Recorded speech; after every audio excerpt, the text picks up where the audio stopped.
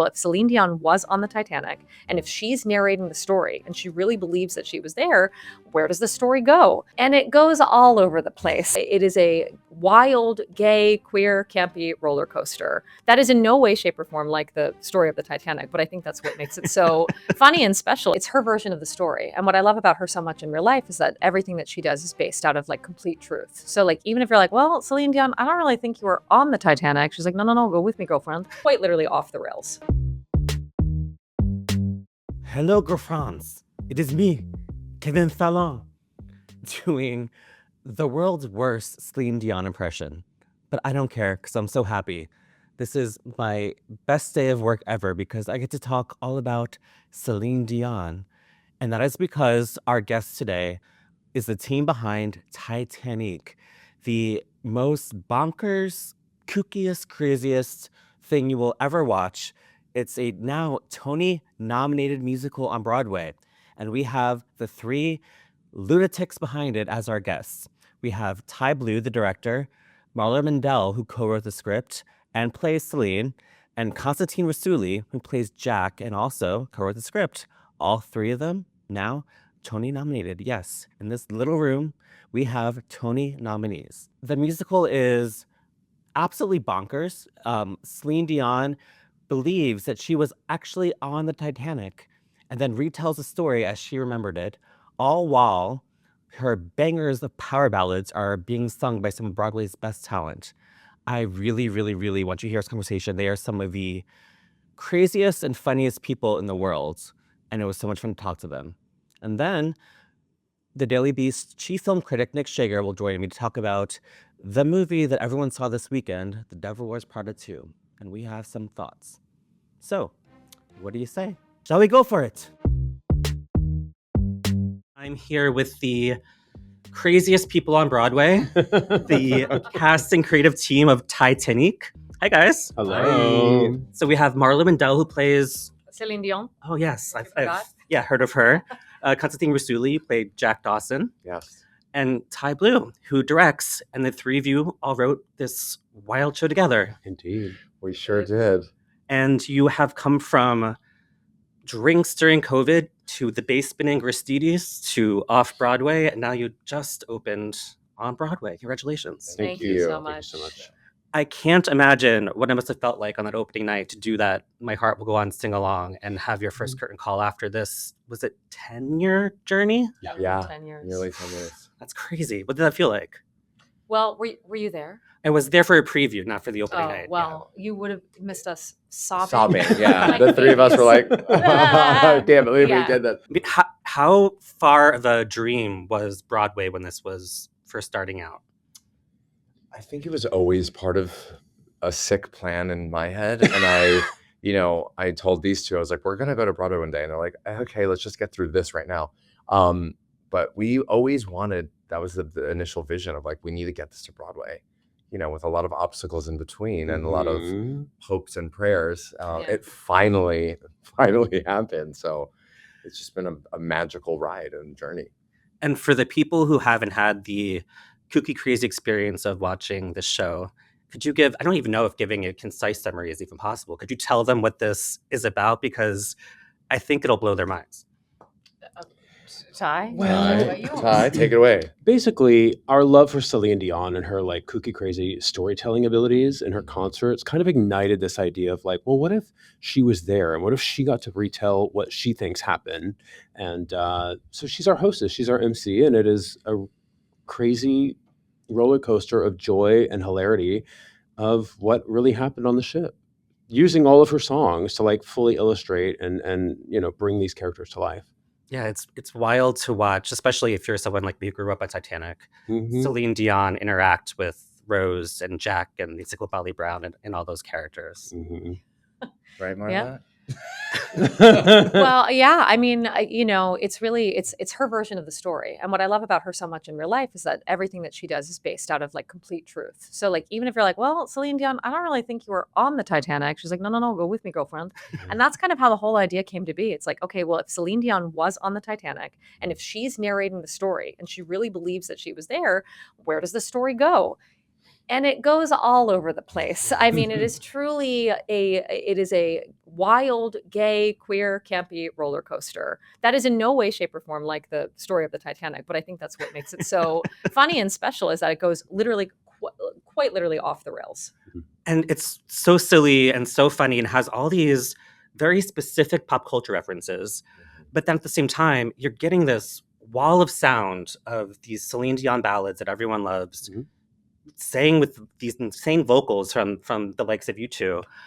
What was it like to realize the power of that balance of being so quirky and silly and unabashedly gay, and understanding that maybe people actually understand this niche humor, but then also filter that through the like very serious earnestness of these gorgeous ballads?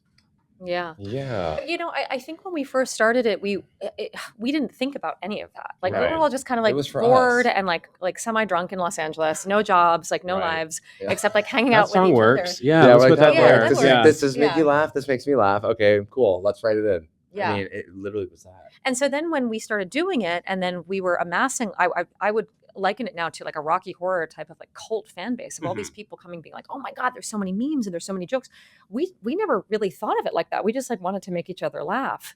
And then, you know, you pair it with Broadway caliber talent, like, you know, Deborah Cox, the best goddamn singer on the face of the planet, It's opens her mouth and a stick of butter falls out. Like that's Yeah. how good of a singer she is. It's crazy. You know, singing the most iconic Celine Dion songs that are so theatrical and magically fit into the world of Titanic.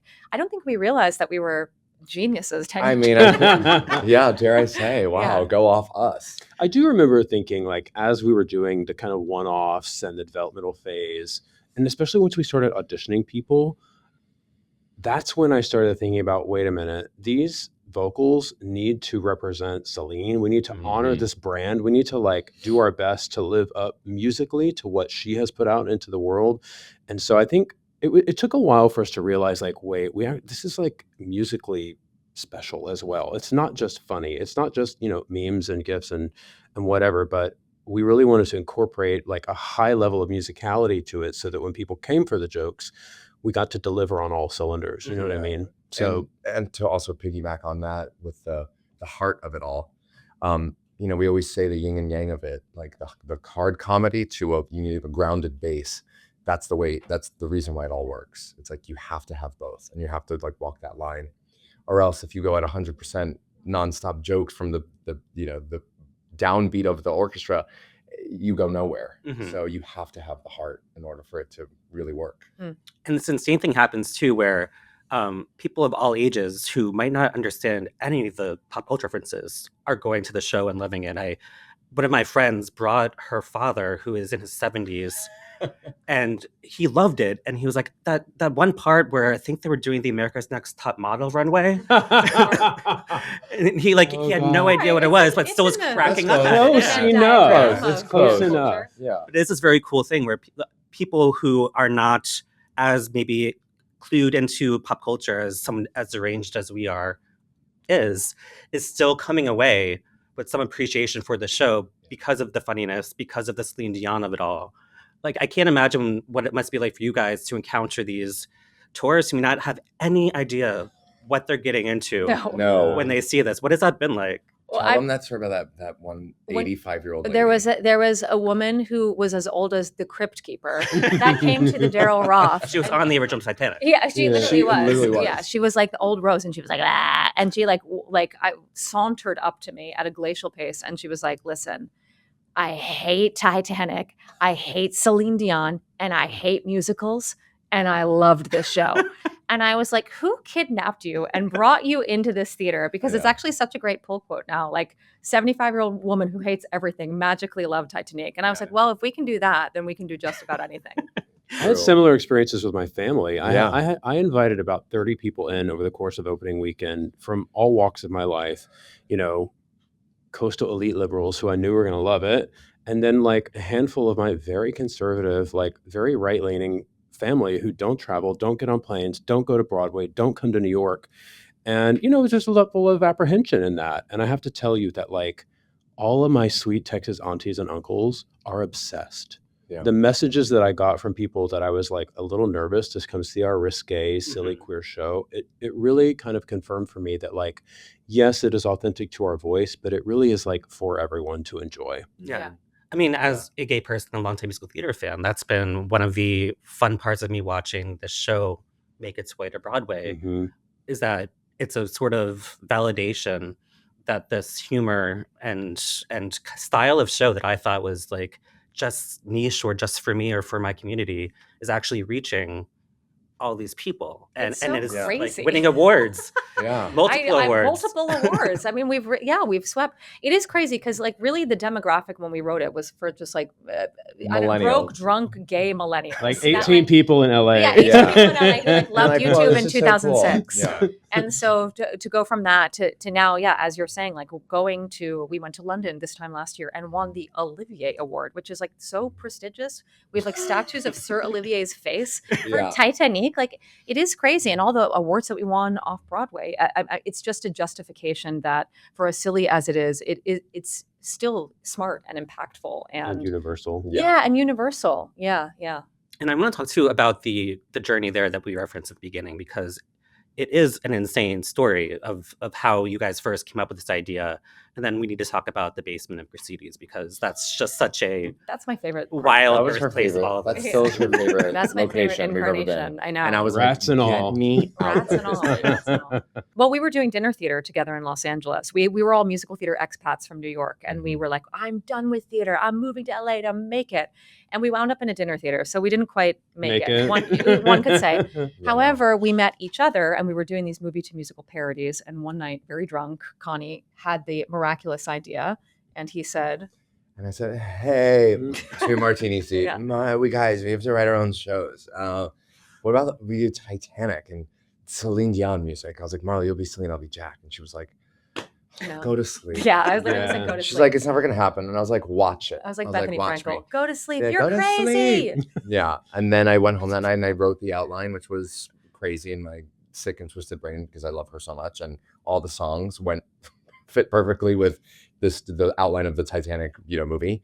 And then we called her, and I was like, you have to come over, watch this movie. We watched the movie, sat on it for 2 years. Then Tye called one day out of the blue and was like, enough is enough. It was like the first term of Donald Trump in office. And he was like, I'm so angry. I'm so mad. We have to do something fun. And he's like, let's do Titanic. And I was like, okay, let's go. And That was 10 years ago. And that was 10 years ago. And we did it. And we just started doing reading after reading, inviting producers and friends to like little one-offs in LA, one-offs in New York. And then it just started building this fan following. And we got Eva Price attached. Then we got David Foster's people. It was just like snowball effect. It was unbelievable.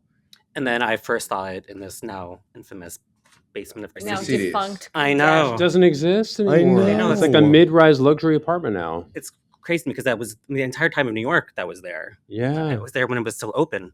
Yeah. Yeah. I took UCB classes. Mara took yeah. UCB classes. There. And And where yeah, so- Victor Garber made his stage debut in New That's York on that right. stage. That is Right. crazy. He told us after the show. Sorry, keep going. No, Yeah. that's fine. Yeah, we started in the basement of a Grisedes, and it was supposed to be a 3-month run, and we were like, "Oh, this is great! Like, finally, we'll have our dreams come true." The Grisedes was condemned in the middle of the summer, so all the rats from Grisedes would come down to the basement. Take shits on They our would makeup. poop, but they had also given them rat poison, so they would poop And then gay, like die. little, like fluorescent blue poop in their makeup. So you're like, okay, they're gay rats. Yeah. While I was singing, my They were heart in the will right go on. place. They were. They were So good. they're crawling around. We're packing the set into my dressing room. They're pooping all over the set, and then I'm singing "My Heart Will Go On," and trash juice is also leaking onto my face. I mean, everything. And in the summer of COVID, I got COVID 4 five times. times. Ooh. it 5 was times. just like one of those things. Tye Those had were to go dark on for days. multiple Tye had to go on parts. for multiple. Oh, I never knew that. Oh Yeah, yeah, three- Oh my God. Three Tye made different his weekends I off-Broadway had to go on. debut. Yeah, Wow. It was Yeah. just crazy. It was wild. But despite all of that, as we're performing and people are starting to come and people are laughing harder than they've ever laughed before, I was like, oh my God, I think we're onto something here. It was the first time that I realized that, I think that we've done really something special. And it was like this glorious, dingy, kind of gross and grody underground show that became like this huge word of mouth thing. And then from there, Yeah. spiraled to the Daryl Roth, which, Mhm. is in Union Square and went all over the world. And now finally, nearly a decade later, we are at the St. James, which might still have rats, but let's hope not. Yeah, the unconventional route was really wild. Yeah. Because of course, we always wanted the end all be all to be Broadway, but how does that really happen after you go all over the world, win all these awards, and have a successful run in New York already? You're like, okay, well, I feel like maybe we've surpassed Broadway in that sense. So we kind of had to let the dream go for a second. But it's so fun Because there are productions in London, in Australia, Paris, like another club, bus, train, plane, you name it. Paris, Brazil, Chicago, Australia, London, Montreal, Toronto. Now Helsinki, Netherlands. Yeah, And my Ty's gosh. basically directed all of them. yeah. But maybe it's the new path. You know what I mean? I feel like we get to arrive on Broadway with the confidence that like lots of different people love the show. Oh, it's You know what I mean? the best We feeling. try to here, we try to here, we try to here, we try to here. We try to with this local town, with this local town, Yeah. this, with these modifications, with these. And I think that like all of that is just proof that the show is like meant to be here at the Yeah. pinnacle. You know what I mean? It feels like a victory lap for. I mean, I don't want to speak for them, but No, it please does. speak. It does for me. I feel a No, bit it's true. fatigued. happened? As a victory lap, I feel fatigued. Oh yeah, But but it's grateful. so. Yeah, I don't feel like there's pressure anymore. mhm. You know what I mean? We used to have the pressure of, oh God, okay, now we have to extend. I hope we extend again, and then okay, well, what's gonna happen after this? Okay, well, oh, they're talk about a tour. There's talk about another place going off. So it's like the end all be all of what's gonna happen, and now it's like, okay, we've had Yeah. it here. It's gone everywhere. Let's just have fun. You have my quote on the marquee. That's We all that had your matters. quote on the marquee. Hey. Which What is is your nailing quote? it. Fever Dream is miracle. Oh, Fever Yeah. Dream. Yes. Wow. That's a Yes. great We love a It's a great miracle. quote. Thank you. The last thing I wanted to ask you, because I know you've been asked this question probably 5 billion times, and I'm wondering what your relationship to that question is now. Is We're not Celine dating gonna anymore. is Celine gonna come? Oh, Is Céline gonna come? or like have you talked to Celine? Like We're gonna have to kidnap her. I think. Yeah. We're gonna go to her Paris concert. and kidnap her. And when she walks off stage, there'll be a white van, and it'll be the three of us. And we're gonna drag her inside and force her. I guess there is a possibility that she could go to the Paris. Yeah, we could perform for her. Yeah. We could be the opening act of her Paris. Oh my God, could you I imagine? would. I- I would die. She has not seen it. She's a very busy international diva icon. Oh. But yeah, in case you didn't know. However, every single person from her camp, whether it be her physicians, her makeup artist, her backup dancers, Her podiatrist. Yeah, loves her it. podiatrist, yeah. you Yeah. name it. Like her doctor backup from dan- Canada did come to Off Broadway, and her publicist. I mean, every single Her her sister sister. came to Oh Montreal. wow. Claudette She Dion. was And amazing. she cried, and they all say the same thing: is that the Queen would love it. So this is, if first and foremost, a love letter to Céline Dion. We are such huge fans and grew up listening to her, and so this is a tribute and a legacy to her brand. And so that we can rest assured that even if she never sees it, at least everyone in her camp has seen it, and they Yeah. think that she would love it. And any fan of hers knows that based on everything she's given us and all of her personality, that this is something that she would embrace.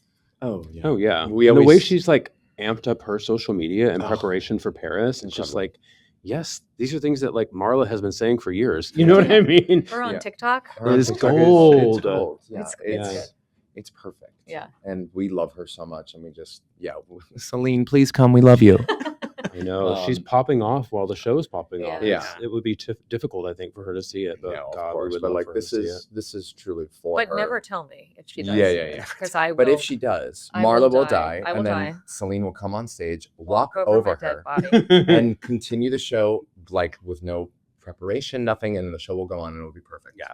Exactly. The And same. she'll know the exact. I gotta go. lines. For it. I'll take it from here. And I know besides Celine's podiatrist and every doctor that she had, Mhm.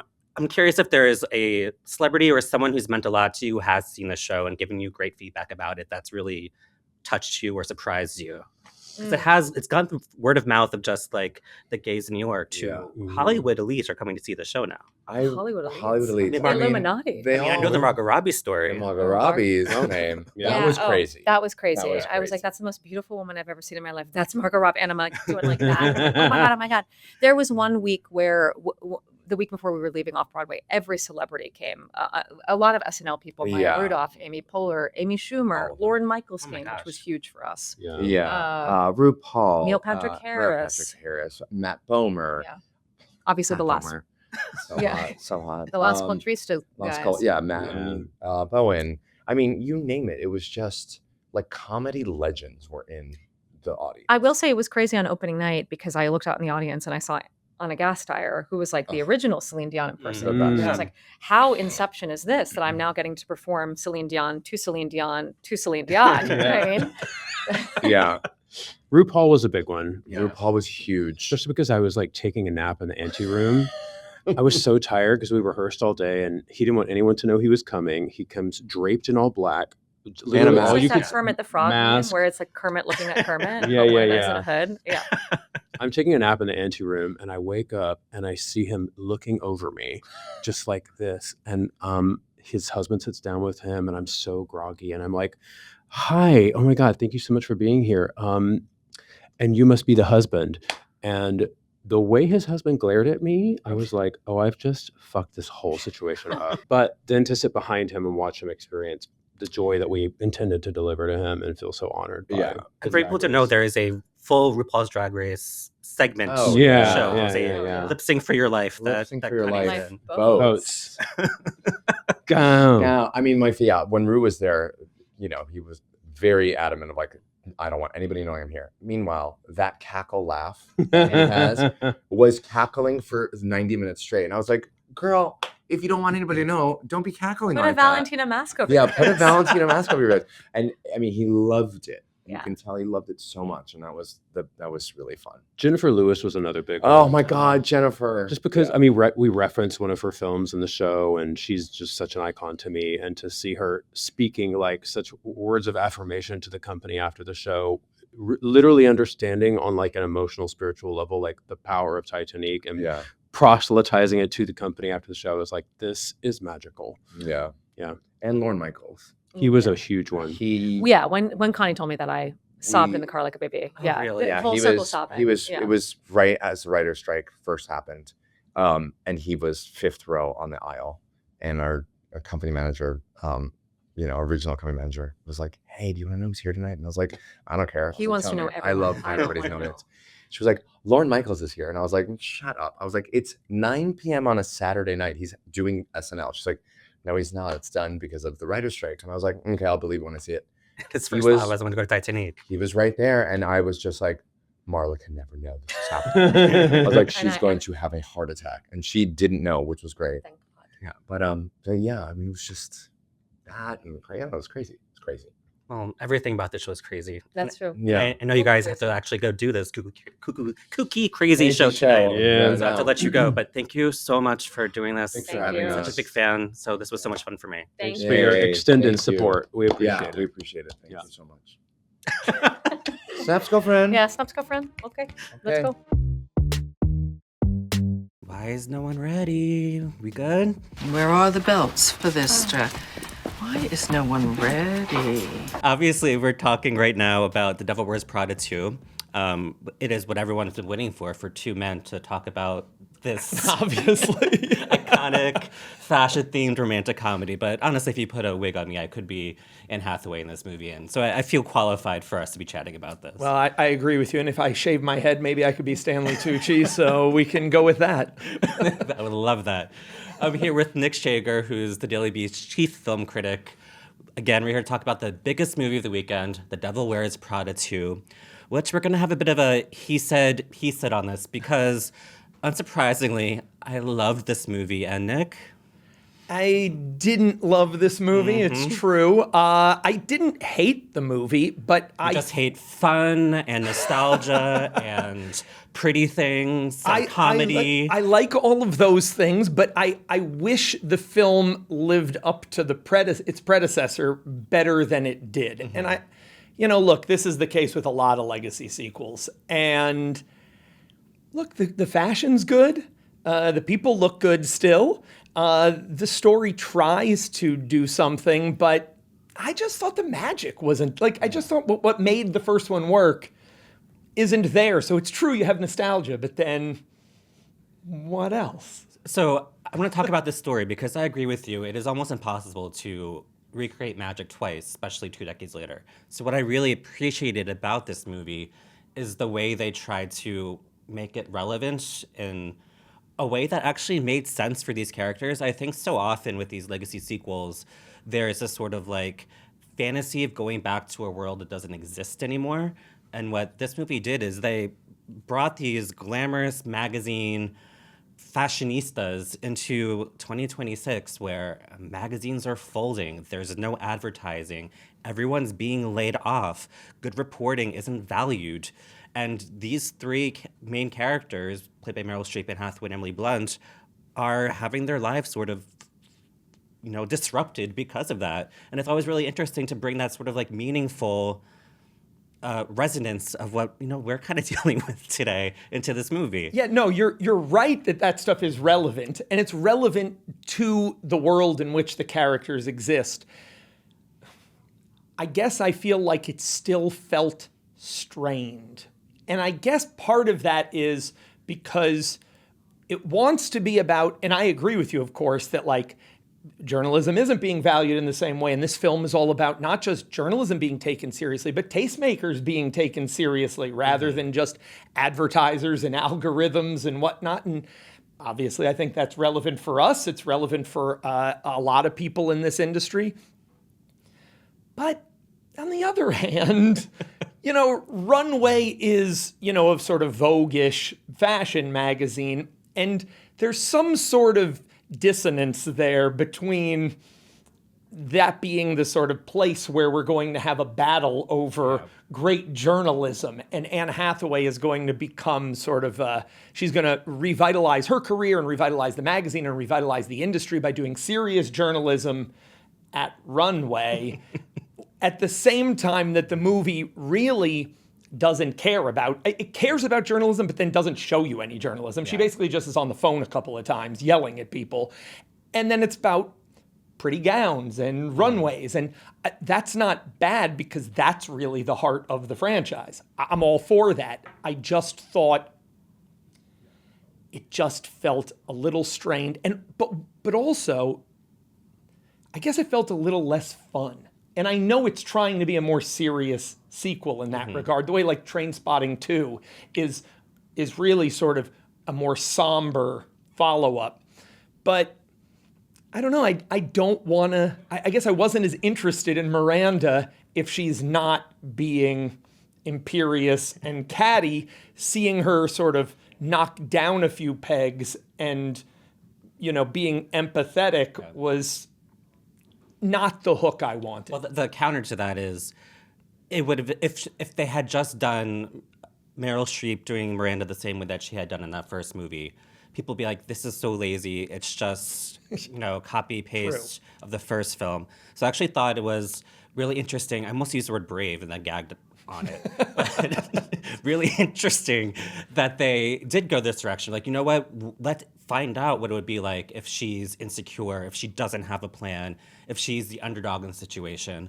And I also love the fact that, there was that famous line from the first movie given to Anne Hathaway's character, Andy, where she's told 1 million girls would kill to have this job. Right. And so, the dream job then was to be this lowly assistant who is berated and mistreated at this fashion magazine, but at least you get to, swan around in the fashion closet. That was a dream then.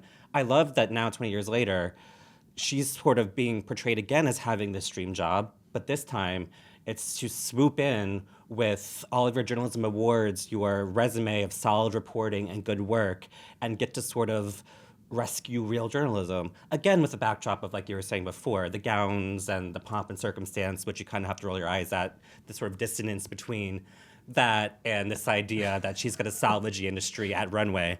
But if we're thinking about the dream job 20 years ago and the dream job now, I think it is really cool that they're portraying the dream job as the hero riding in as the white knight with real journalism. No, I agree. And I agree that trying to do something different is preferable to just replaying the hits.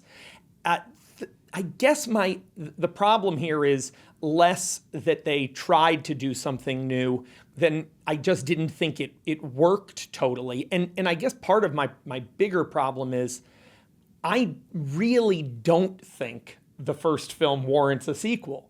Mm-hmm. It's such a perfectly self-contained story, not just because of the way it ends, but the fact that it really has a form and a structure that finishes it. And so I guess from the get-go, I felt like it was straining to do these things. It's not that it does them horribly or insultingly, or that I was, that it's not still sort of fun to be back with the gang and all of that. I get all of that. I wish that it had found a way to sort of do what it does, but to have done it in a way that still captured, I guess, a bit more of the original spirit. And one of the places I felt that most was in the romance part. Oh, yeah. I mean, the original film is sort of a mix, right? Between the sort of girl in the big city, dealing with the boss, and the real villain of the story is the boyfriend. That's right. Which man is she going to choose?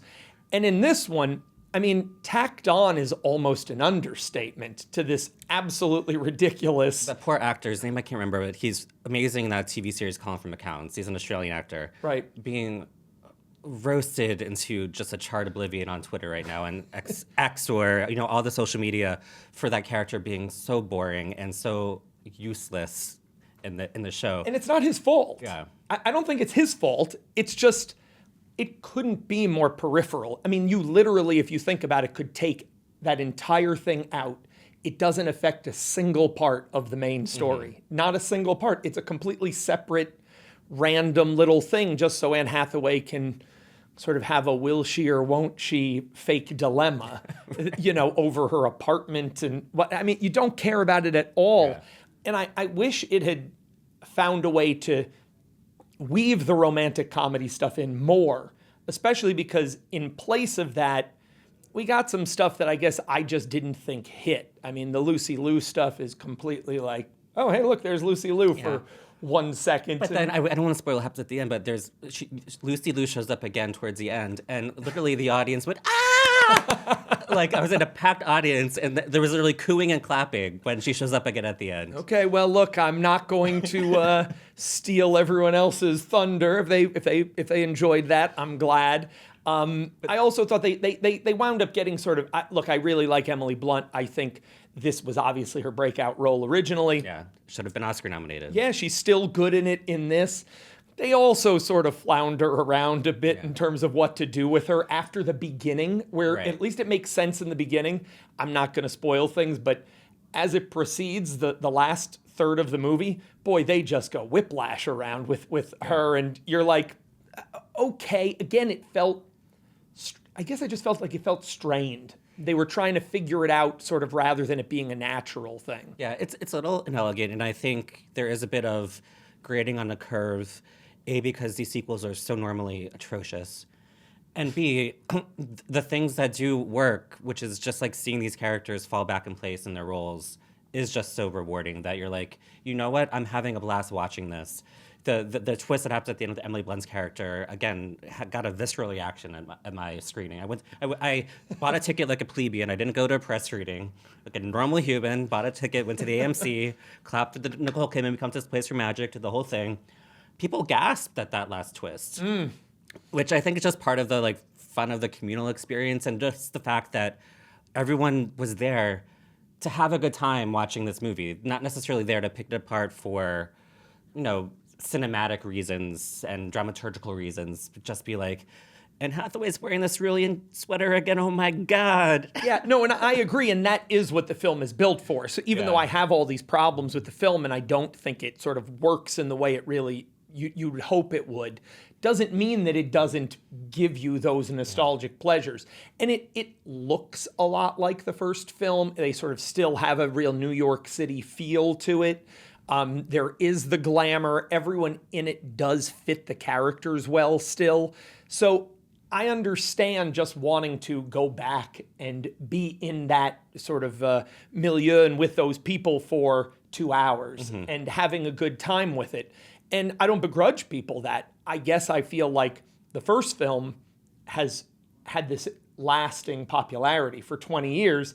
This film has 6 months? 6 months of shelf life. I mean, a year. No one's going to be revisiting this one in a nostalgic way. I think the next time I'm on the flight, I'll watch it. Okay, well that's fair. Yeah. But I mean, I don't think it. In the end, people will remember the first film, and this will be sort of an addendum. But look, in today's movie landscape, a lot of the summer and a lot of the year, but certainly the summer, is built around this sort of stuff. It's, hey, look, it's those people you like back again doing the same things, and that's fine. And I would rather watch this version of that than go see the 37th Marvel movie. I hear you, but we have a big sort of cottage industry now about all of these legacy sequels, and you can see the way in which they work, the way in which they don't work. I don't have any problem with people just wanting a nostalgic high from these things, but some of them work better than others, and this one I think is sort of in the middle of the pack. They did do something that really surprised me, because it's kind of taking a stand, not just like, it's not a bold, really novel stand to be like, journalism needs to be saved. Like, that was a very like honorable thing they did, but it's not exactly the most provocative. But they include some pretty scathing commentary on basically characters that are based on Jeff Bezos and Lauren Sanchez Bezos, which in a movie of this scale with, studio backers and all that kind of thing, kind of shocked me at how cutting it is about those kinds of figures. Yeah. And it's really, really not hard to map them directly to Jeff Bezos and Lauren Sanchez. No, I agree. And it is taking shots at the sort of forces that are in the way of, let's say, certainly what journalism is trying to do and the way in which the industry is going.